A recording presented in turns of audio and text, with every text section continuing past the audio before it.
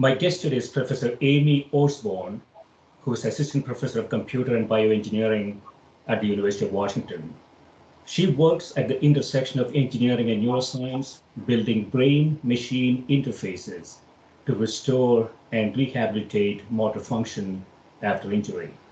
The main emphasis of her work is building interfaces that can adapt alongside the brain to shape brain plasticity. Welcome, Amy. Nice to be here. So I want to start with one of your earlier papers from 2014. Closed-loop decoder adaptation shapes neuroplasticity in skillful neuroprosthetic control. So you said neuroplasticity may play a critical role in developing robust, naturally controlled neuroprosthesis. This learning, however, is sensitive to system changes, such as the neural activity used for control. So before we get into the details, Amy, this is a little bit science fiction in some sense. And so could we sort of set the context for what exactly is a brain-machine interface? What does it look like? What does it do? Sure. Yeah, so brain-machine interfaces are, I like to think of them as kind of changing how our nervous systems are interacting with the external world. So we can use recording technologies, for instance, to extract information from the brain and then use that to change things in the world through sort of adding basically an information pathway, right, that didn't exist previously. And so I work on motor brain-machine interfaces, where the idea is that we can record activity from the brain and then use it to control movements. So for instance, controlling a computer cursor on a screen or a robotic limb. And so I have seen taking information out of the brain. I have seen some things where you can sort of look at the intent of the brain and then send that to some sort of a robotic machinery to actually make it work, right? Yeah. And so traditionally, brain-machine interface approaches have really kind of thought about it from that perspective of what I think of as kind of just a decoding perspective, right? That if we understand how the brain is representing movements, we can then build algorithms to interpret neural activity, right? And understand that this pattern of neural activity means that you want to reach out and grab a cup, for instance. And then we just need to build the right machine learning algorithms to, you know, send that command to the robot, for instance. But the part of the work in the paper that you were just referring to focuses on is the fact that it's actually a little bit more complicated than that in a brain-machine interface, because that piece of just sending the command to the robot is sort of a small part of what's actually happening when you're using a device. So you send the command to the robot and it moves, but you see what happens in real time. And you are using that information to update your plans and the next command that you send to the robot might be a little bit different because you want to slightly correct an error, for instance. And so your brain is what we call in closed loop with the device. So there's sort of an interaction between your brain and the algorithm. And that's kind of a lot of what my lab and work focuses on, is kind of understanding how those interactions work and how we can optimize those interactions, and can we actually use that learning and flexibility in the brain as an engineering tool, right, to actually improve these devices.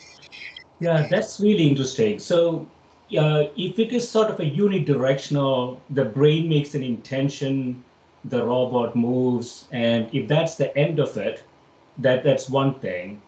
But actually what's going to happen is there is sort of a sequential set of things, right? So there is some feedback going back into the brain. Perhaps the brain is thinking that didn't quite work out as I thought. Let me just adjust it a bit. and the next iteration it has done a little better and so on, right? So that's the closed loop that you're talking about. Yeah, exactly. And so, so the decoder adaptation to shape neuroplasticity. Now, so neuroplasticity, we use neuroplasticity, sort of in the context of the brain can learn things. Is this the same context here when you say neuroplasticity? Yeah. So we're basically in the context of a brain-machine interface. Kind of the main way that we're thinking about plasticity is that the brain may have one strategy or relationship between patterns of neural activity and movement when you're controlling your own arm, for instance, but that may change when you're controlling a brain-machine interface, right? And it may change in particular because the device is not quite the same as your arm. And so we have these errors that we were just talking about, right? That you send the command to the robot, it's not quite right, so you're going to fix it. And the brain uses those errors to sort of update how it's controlling the interface. Yeah. And so is this sort of the closed loop behavior, is that a learnable thing? In other words, if the brain does it over and over again, it gets better and better at that, right? Just like any other activity, I would think. Yes, yeah, exactly. And that's sort of one of the really interesting observations that kind of motivated some of my studies, is that as you practice a brain-machine interface, you sort of learn it much like you would learn any other motor skill, like learning to play tennis or badminton, where you practice one day, you get a little bit better on that day, you can come back the next day, and you don't start back at square one. You sort of pick up where you left off, and you continue to improve over time, and you sort of learn this skill. And so there's a lot of work showing that the same phenomenon happens in a brain-machine interface, but it's very sensitive to sort of the details of the algorithm. So if we change that algorithm every day, it would be sort of like me giving you a slightly different tennis racket every day, right? And it's going to disrupt your ability to kind of master and refine your tennis game. And so in the context of a brain-machine interface, we now have these challenges where we want to keep the interface and the algorithm sort of as stable as possible so that it could potentially help the brain learn, but that's technically very difficult to do, because if we're trying to make measurements from the brain, it's often difficult to record the exact same neurons, right? And make the exact same measurements from the brain each day. And so this is what kind of motivates a lot of the approaches that we do, where we're trying to combine machine learning that can adapt and change, but then also to deal with sort of these technical, practical limitations of the brain-machine interface, while still also allowing the brain to learn. And so that's sort of what we call co-adaptation. And the interesting thing is that it creates this actually very complicated system, a two-learner system, where you now have a machine learning algorithm trying to learn what the brain is doing, where you have the brain trying to learn what the algorithm is doing at the same time. And so this particular paper sort of centers on this question of, can we actually combine these two things to work together in a synergistic way? Or will it be that we, create this moving target and the brain never really figures out and learns that skill because we're changing things in our algorithm? And so the kind of key finding of the paper is that it is actually possible to find kind of create synergistic learning between a machine learning algorithm and the brain. Yeah, so if you use machine learning, in some sense, you are making the machine more adaptable in some ways, right? So it will be more robust as errors come in. It can learn. Humans also tend to experiment, right? So if I go out to start play tennis, the next day I'm going to play it slightly differently, just for the sake of it, right? And so there's those types of random errors in the data too, right? So that makes it a really interesting problem. Yeah, absolutely. And that's something that is really interesting, thinking about this sort of exploitation versus exploration, right? That's really common in learning and seems to be really a key part of what our brains do very well, is kind of balancing those two things. So one of the hopes that we have with some of these, this idea of combining machine learning and brain learning together, is that basically, could you get the benefits of both types of learning, right? Because machine learning is very powerful, right? We know that, and it continues to get more and more powerful all the time as these technologies advance. But it also has lots of limits, and it's not yet at the point of the incredible flexibility, of our brains.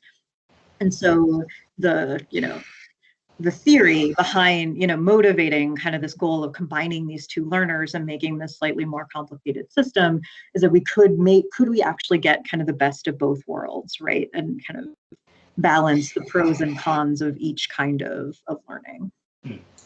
The algorithms in the interface, ultimately, I would imagine they're not generalizable, right? In other words, can I take the interface from human X and and attach it to human Y and have some effects?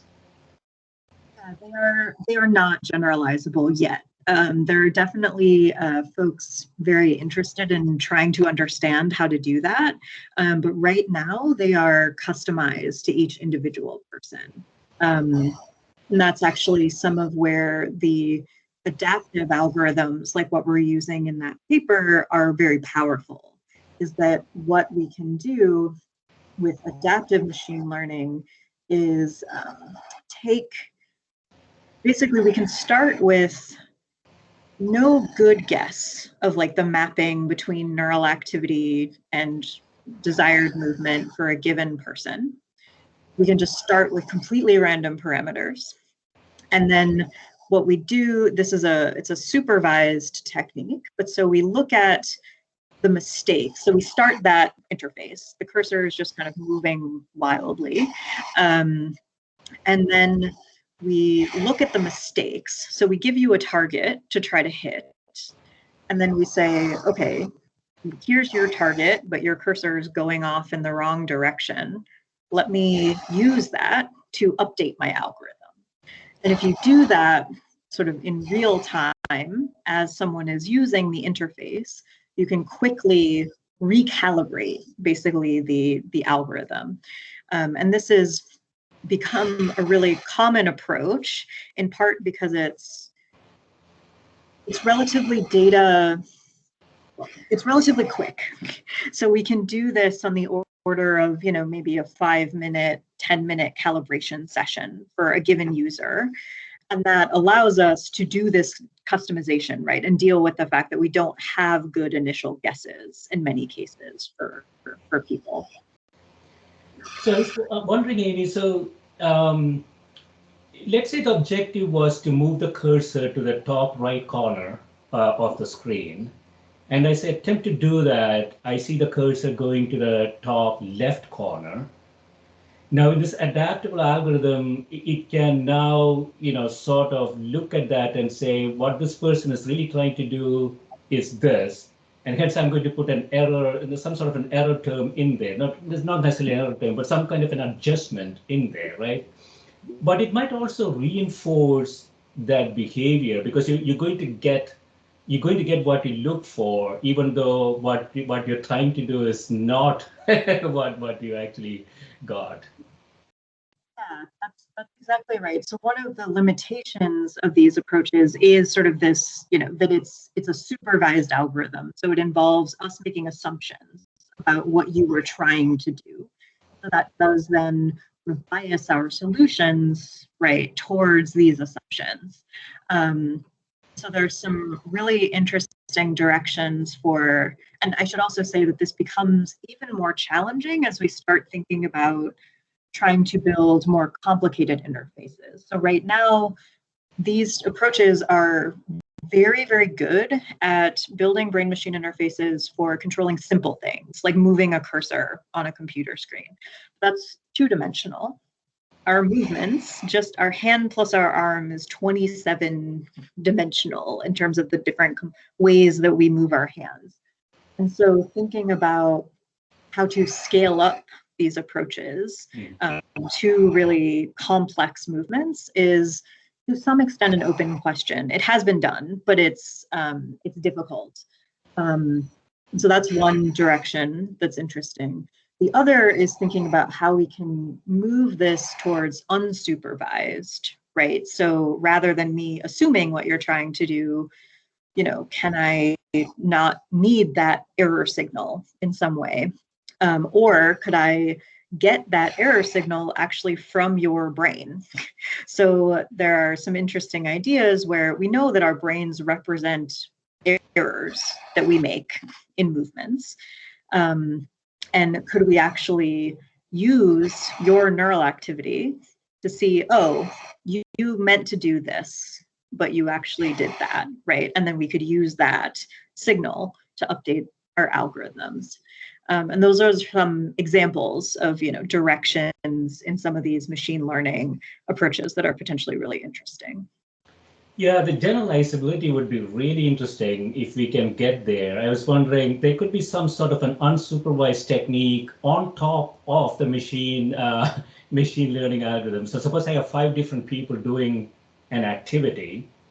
Clearly, they are customized to those 5 people, but I suspect there are patterns in those algorithms that could be some foundational generalizability in the future, right? Yeah, absolutely. And there's some really interesting recent work that is kind of highlighting some of these commonalities, right? Where there does seem to be, while, each individual pattern of neural activity, the individual neurons, are kind of like snowflake patterns. It's going to be different for each person, but the underlying common dynamics of kind of how those neurons, the patterns that we see, are often similar across people. And so that is potentially one strategy for thinking about, how we could get towards these like generalized interfaces. Yeah, maybe in 10 years, we can just go to Best Buy, pick up an interface, and I can sit in the, sit outside and just play basketball. Might be an easier way to exercise. I have seen something that just thinking about exercising has similar beneficial effects of exercising. I haven't really seen the data, but that could be a direction, Amy. Nobody wants to exercise. I had not thought about that application, but that's an interesting point. Yeah. So I want to go to one of your more recent papers. So parsing learning in networks using brain-machine interfaces. So BMIs, brain-machine interfaces, define new ways to interact with our environment and hold great promise for clinical therapies. Motor BMIs, for instance, reroute neural activity to control improvements of a new effector and could restore movement to people with paralysis. And increasing experience shows that interfacing with the brain inevitably changes the brain. That's really interesting. So, so the machine could sort of force a rerouting in the brain, a beneficial rerouting to pick up motor activity. So what is reason that's happening? So I guess the main kind of idea behind that particular paper, that review article, is really kind of centering on basically highlighting this plasticity, right, that we were talking about that happens in brain-machine interfaces, and then highlighting the fact that this actually is really useful as a tool for studying, kind of just at the basic neuroscience level, right, kind of how that plasticity is potentially happening. And so there, in that particular space, there's been some really interesting studies that sort of,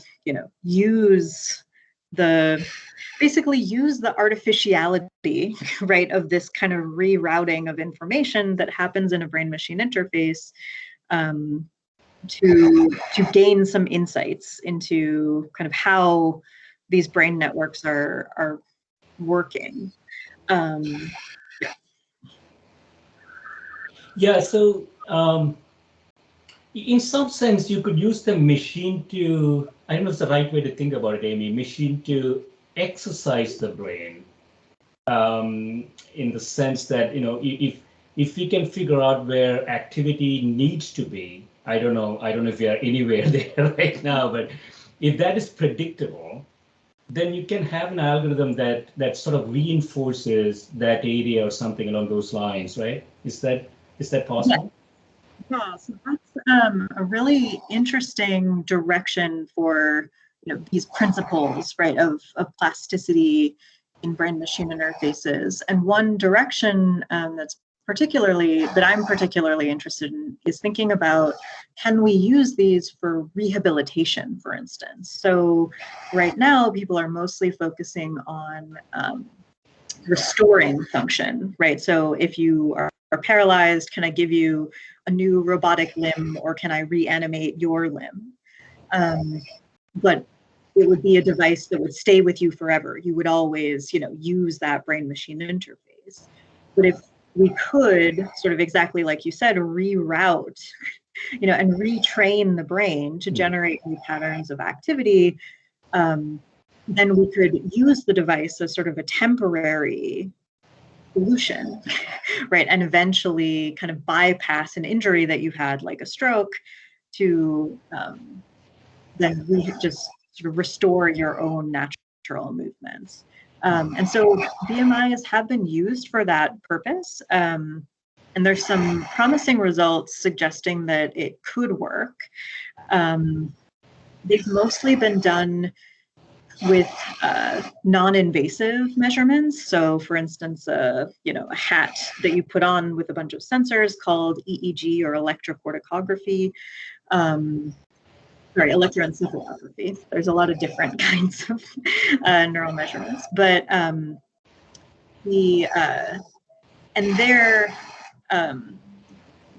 of the biggest challenges is that the technique seems to only work for a limited subset of people. So it might be very beneficial and improve motor function for one individual, but then it doesn't work as reliably for another. And I think there's a lot of open questions as to exactly why. But I think, one interesting direction is to think about, so my theory is that one of the reasons that it doesn't necessarily work reliably for everyone is that we're not yet able to really kind of do what you were proposing, like know where information should be and guide the brain to that target. And so could we think about using these adaptive machine learning algorithms, for instance, to actually, guide the brain in some directed way? Right now, we're kind of letting the brain learn, and it finds some solution, maybe. But could we actually use machine learning to, guide and shape this plasticity in kind of an active way? And then that would potentially be really powerful for improving some of these rehabilitation applications.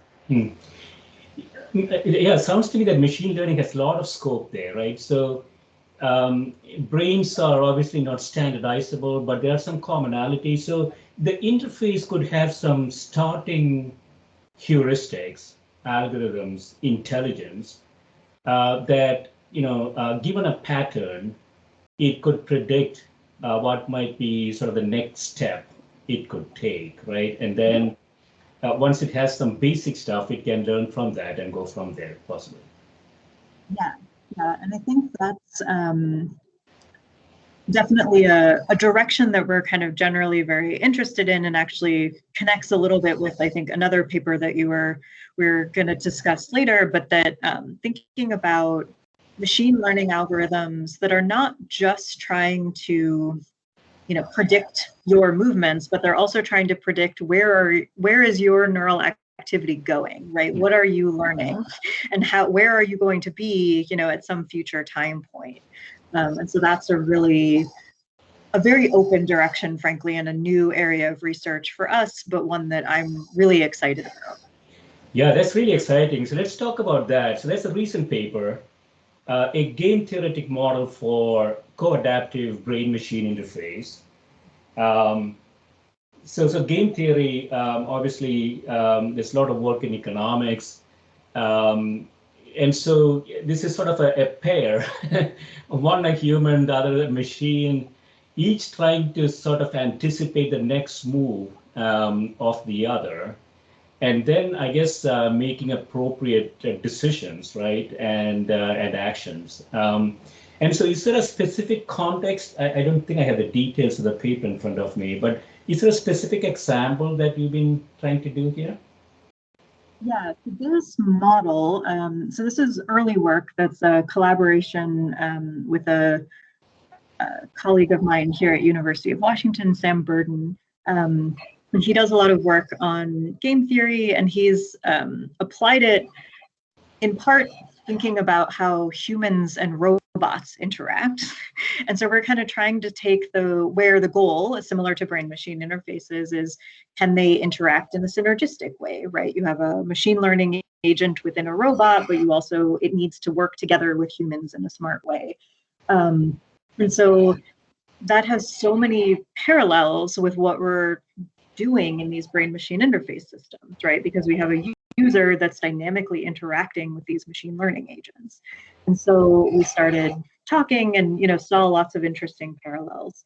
So that paper is just really initial, very simple model. So we're taking basically trying to model what's happening in the brain-machine interface experiments that we're doing in my lab. And so we have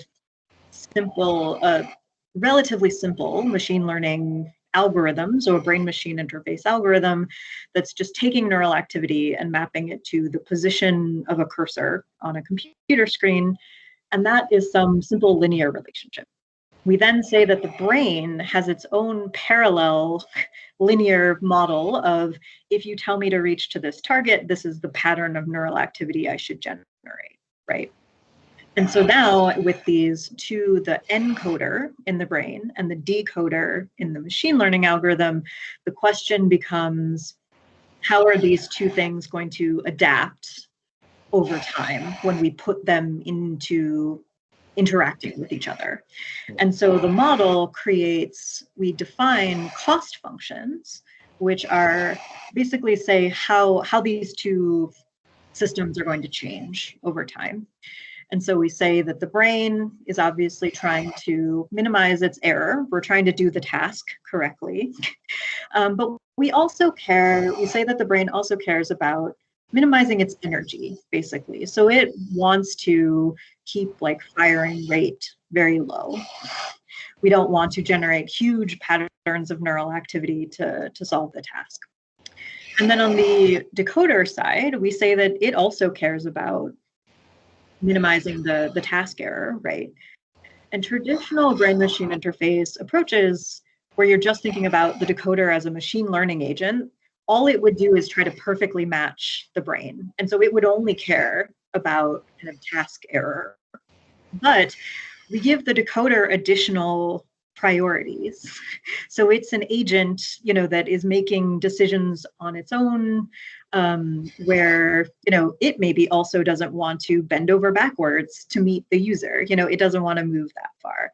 And so this is just one example, sort of toy model, but what it does, because we're sort of using this like language and mathematical framing of game theory, it kind of opens new ways both to analyze, how are these two agents going to move together? So if the decoder starts here and the brain starts here, where will they end up? Will they actually, reach some common agreement about what the right solution is, or will they like circle each other and kind of never find a stable point? And then also, how could we optimize that, right, so that they work well together? And so that's sort of the motivation of these game theory approaches is, it starts creating a framework for thinking about this like active shaping, right? So a machine learning agent that kind of knows something about where the brain's going to move and then can update accordingly to get the brain to where it wants to go. Right, yeah. So it's an optimization problem for both. So the brain has an objective function that is potentially different from the objective function of the machine learning agent. And both are sort of trying to second guess the other, so to speak. And so if the objective function is sort of decreasing or sort of minimizing activity, maybe minimizing energy use or something like that, right? So if the machine can anticipate a task in which the human is pretty good, so it doesn't really necessarily have to do anything, it shouldn't do anything. A human does that. And if it predicts that the human is not going to do that properly, then it can step in and do something along those lines. Yeah, something in that vein, yeah. And it provides it provides kind of a more principled way of thinking about that trade-off, right, between the brain and the decoding algorithm. And the other, the caveat and thing that I think is sort of an interesting direction from these models is that, to really optimize this system, we actually have to understand what the brain is, basically how the brain is learning and how the brain is making decisions, right? So we have to define this cost function of, what are the ways in which the brain is updating. And so in our models, we've, specified something, we made some guess, and we're now working with existing data that we have to see kind of how reasonable are these guesses. But ultimately, we don't know that cost function, right? And it may be different for different people, right? Going back to this theme of, generalizing across people. Some people may be more sensitive and really want to keep that energy cost low. Other people may be more willing to expend energy, right? And so there's some potentially interesting new directions where we could think about combining game theory with machine learning approaches where maybe we don't have to have this sort of perfect specification of the user's cost functions. Could we actually just look at the patterns of how they're moving over time and build, a model of how their likely decisions just based on data alone, right? Yeah. And so those are, I think, some, definitely far out in the future, but really interesting directions that I think this could go. Yeah, I mean, it's really, so there's also sort of a personality question. So one could define, sort of the machine learning algorithm will have a personality ultimately. And there is a personality for the combined entity, right? Because once both of the entities have a really good understanding of the other, I would imagine they are creating sort of a combined personality so that the combined objective function could be optimized, I would think, right, over time? Yeah, Yeah, absolutely. And that's one of the big strengths of, I think, these thinking about this as a game, is that it allows us to reason about that the solution, the outcome of the game, right? The system as a whole, as opposed to just thinking about each individual player, right, within the game. Yeah, I was, thinking about, so suppose there is a human who has some difficulty walking, and he does well. I'm just making this up. When he puts the right foot forward, and less though when he puts the left foot forward. Something along those lines, and the algorithm can then learn that, anticipate what's going to happen, and step in and optimize the walk, right? In some sense.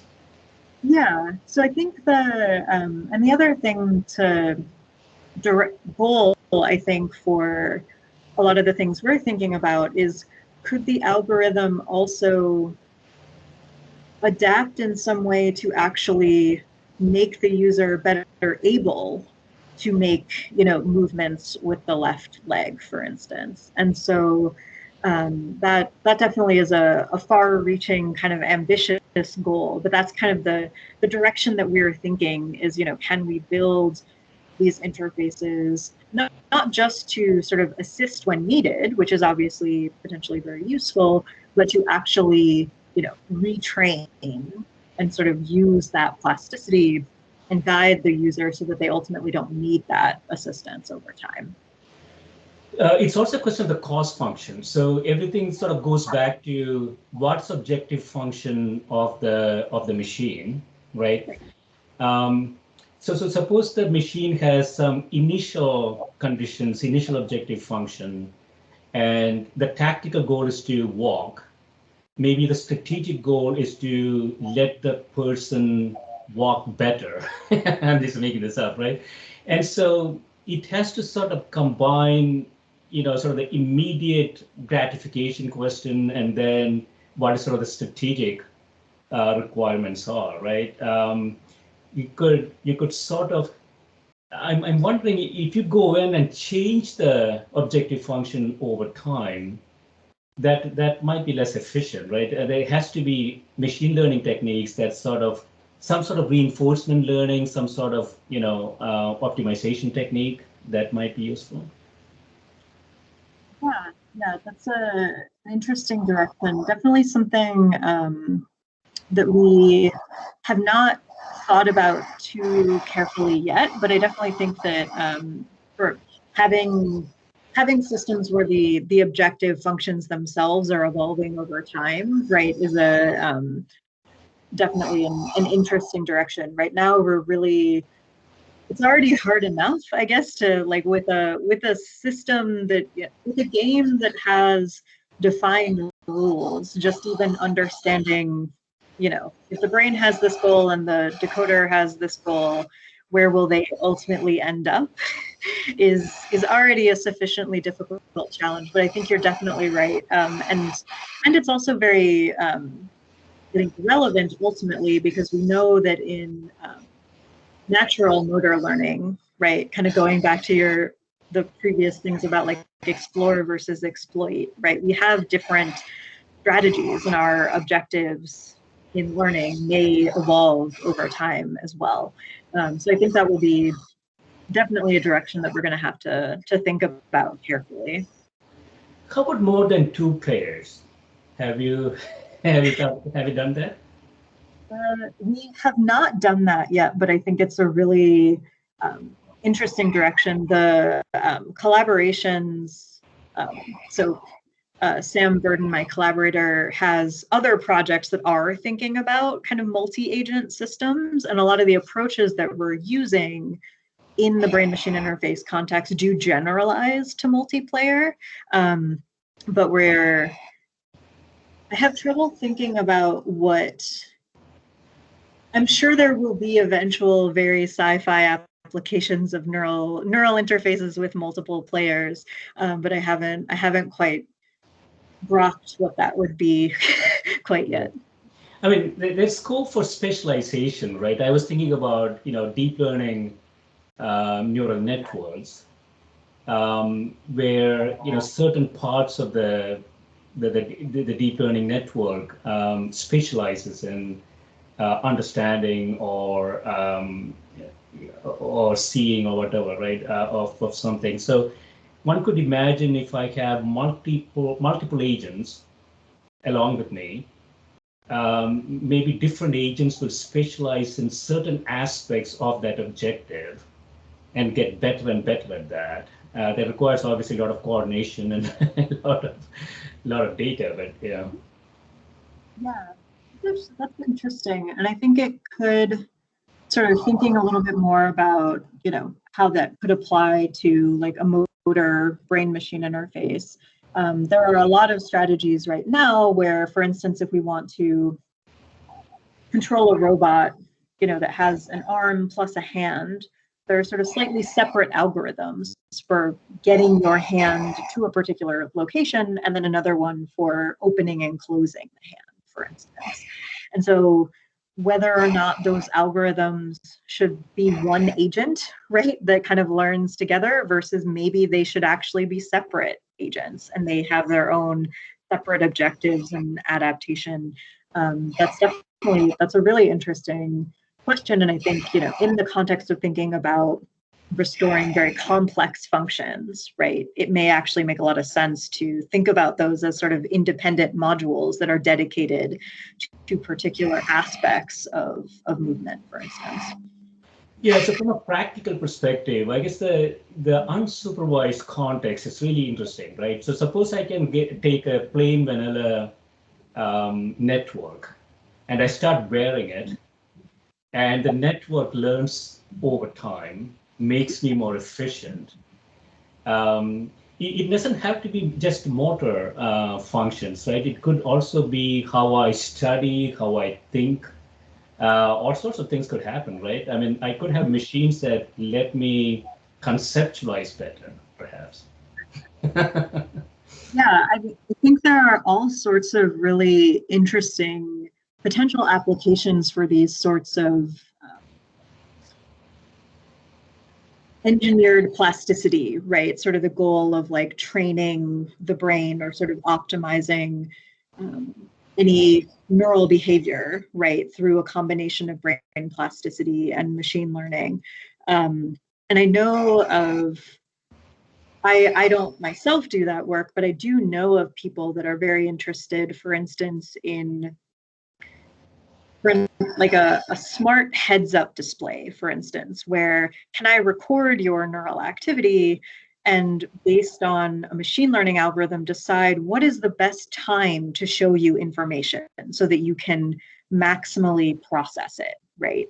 And so those are, I think there's all sorts of potential applications for these basic ideas, right, of how do we have machine learning algorithms that are working together with us in kind of a smart way to optimize our ability to do all kinds of different tasks. Yeah, all sorts of different training tasks. I'm thinking music, for example, sport. And so it has some sort of ethical and regulatory complications here, right? I mean, at some point you could see people walking around with all sorts of machines doing all sorts of things. Is it the human doing it or is it the machine doing it? So, so what are sort of the ethical and regulatory aspects around this?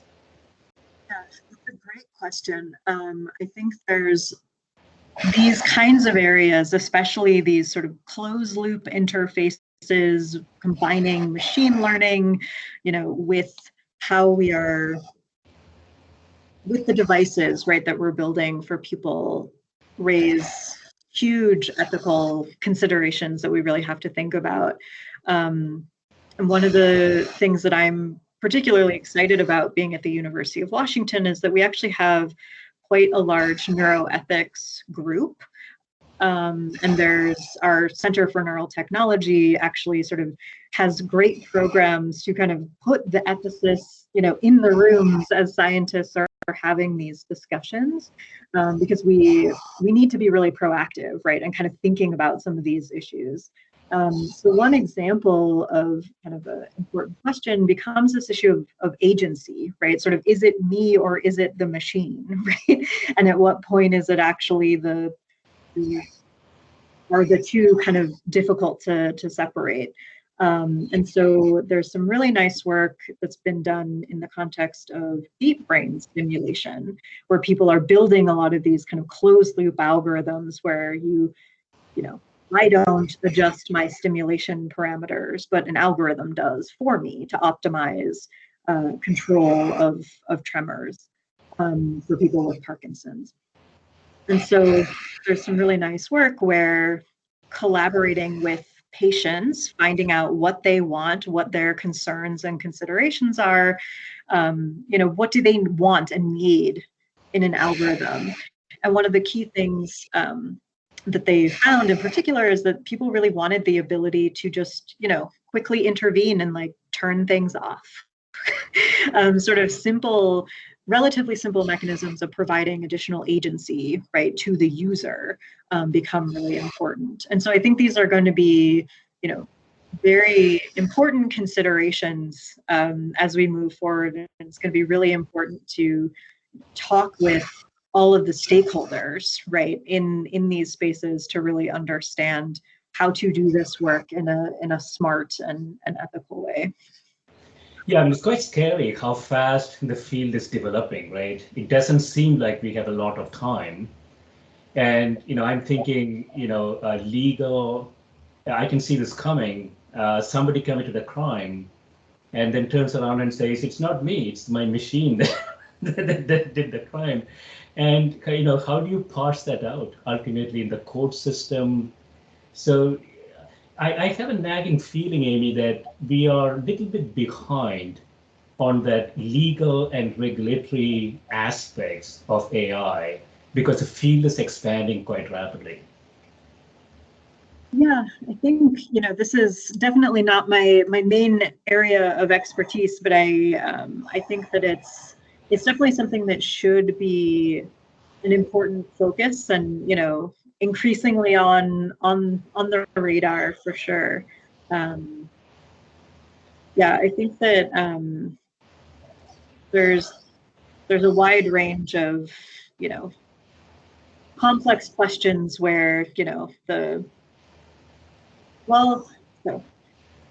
I think the other piece that I'll just mention is that, I agree that especially on the AI side, these technologies are advancing very quickly. But on the neural interface side, I do think that we're very far from being able to do some of the, complex ideas that we were chatting about before of, enhancing your cognitive function with a, advanced machine learning algorithm. There's interesting kind of proof of concept demonstrations, but most of the research there is very focused on, for instance, treating neural disorders and therapies, right?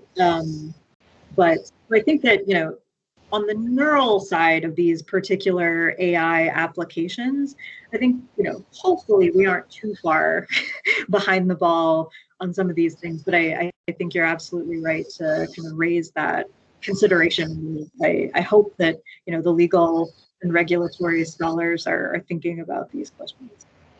Yeah, the complication is that the policymakers don't really have the background to make policy, right? I don't know. This was just a few years ago. Somebody wondering what internet was in the Congress. So I think it is there is a sort of competence question in addition to process question. But that's for another podcast.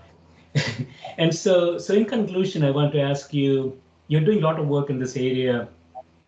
Could you speculate, if you look forward just at 10 years, specifically in this BMI arena, where do you think we will be? I'm thinking more sort of, what sort of practical applications are most likely to come to market in this area, and where do you think the field will be in general in 10 years? Yeah, that's a good question. It's funny because I feel like I've been asked that before, and every time I try to think about my answer, it changes a little bit because the field is moving so quickly. I think that one of the most interesting developments that is happening in the neural engineering space is the increase in companies that are developing these advanced implants to actually make the kind of measurements that we need for these to become actual viable therapies. And so I think that within the next 10 years, I think that some of the things that are now somewhat commonplace in labs like mine, where we can, quickly build these algorithms to let you control a computer cursor, I think will start to become, more accessible therapies. Right now, they're in clinical trials, but I think they'll start to kind of roll out to broader use. I think a lot of that will focus on people with, really extreme paralysis, for instance, where they have they really need these kinds of therapies, for instance, to be able to type and communicate and so on. But I think those are really important first applications of these technologies, and I definitely see them, coming on the horizon, which is really exciting. Yeah, just very quickly, I was also thinking this could be considered ultimately sort of an Internet of Things type arrangement, right? Because if people are walking around with things, let's say, it is sort of an IoT, and so the machines could start to communicate with each other, just like humans do, and could pick up information. This autonomous, driving scenario, that cars are, beginning to talk to each other to make it more optimum. Do you think we will go in that direction in the future? That's a really interesting question. I think that to me, I think the potential benefit of sort of these, as we start rolling out these technologies, right, to having more people, where you would then start thinking about having these networks of people using neural interfaces, I think the biggest benefits there are not necessarily going to be in this Internet of Things, like connecting the devices, so much as sort of the improvements and advances in the machine learning approaches. So machine learning benefits from big data, right?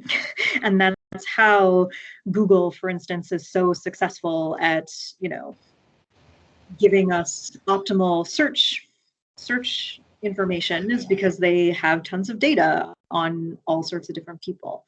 Neural engineering is still in a very data limited space, right? Because especially when we're thinking about these, neural implants where you need a surgery to be able to make the measurements, we don't have a lot of data from a lot of people. And so I think there's going to be some really interesting developments and directions, thinking about sort of that economy of scale and the benefit, right, where we're just sort of going to see, as people start to use these devices, we'll be able to use that data to even further improve the devices. There's some safety and security applications here too, potentially, right? So, something bad is happening, human intuition is failing, but machines get data, and it could talk to each other to reduce the safety incident potentially, right? Yeah, I definitely think that there's, in addition to the, ethical considerations, there's all sorts of other safety questions. So I'm in an electrical and computer engineering department, and we always talk about how neural engineering is sort of a vertical technology that hits all of the aspects of, what traditional ECE research is. And one of those is, security and infrastructure, and understanding how to build these devices to be really robust. And so potentially, like you're highlighting, I think there may be some benefits to security that might come from this sort of Internet of Things and connected devices. So yeah, that's a great point. Excellent. Yeah, this has been great, Amy. Thanks so much for spending time with me.